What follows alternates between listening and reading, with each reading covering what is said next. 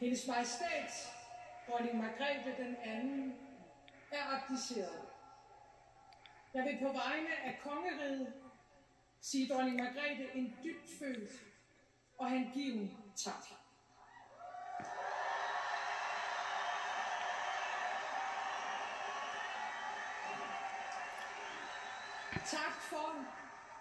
Tak for at løfte arven, pligten og ansvaret. Tak for at forbinde os til fortiden og forberede os til fremtiden. Tak fordi de gjorde den umage og meget mere til. Hver dronning og hver konge er et led i en mere end 1000-årig kæde. Når den ene træder tilbage, står den næste klar. Og den kronprins, der nu bliver vores regent,